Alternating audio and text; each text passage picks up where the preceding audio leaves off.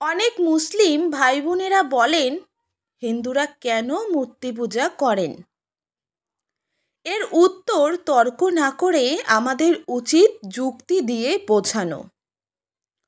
বহুকাল আগে এক রাজা স্বামী বিবেকানন্দের কাছে জিজ্ঞাসা করলেন, আপনারা কেন মূর্তি পূজা করেন?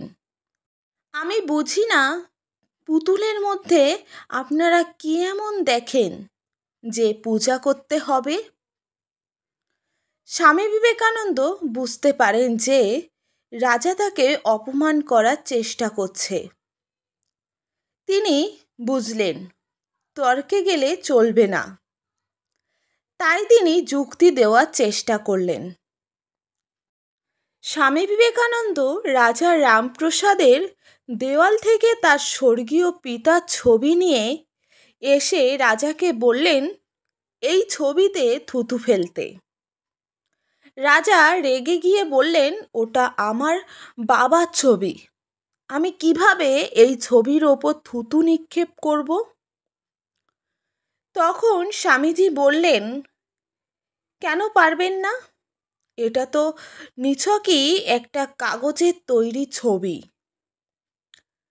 স্বামী বিবেকানন্দ বললেন, আপনি আপনার স্বর্গীয় পিতার ছবিতে থুতু নিক্ষেপ করতে পারছেন না, কারণ আপনি বিশ্বাস করেন এই ছবির মধ্যে আপনার পিতা বিরাজমান। আপনি তাকে ভালোবাসেন আর সম্মান প্রদর্শন করেন, তাই তার ছবিতে থুতু নিক্ষেপ করতে পারছেন না। ঠিক তেমনি আমরা হিন্দুরা বিশ্বাস করি ঈশ্বর মূর্তির মধ্যে ঈশ্বর বিরাজমান। তাই আমরা ঈশ্বরের মূর্তি বা প্রতিমা উপাসনা করি। ঈশ্বর নিরাকার, আমরা মূর্তির মধ্যে সাকার রূপে উপাসনা করি। এই মূর্তিতে আমরা ঈশ্বরকে উপলব্ধি করতে পারি।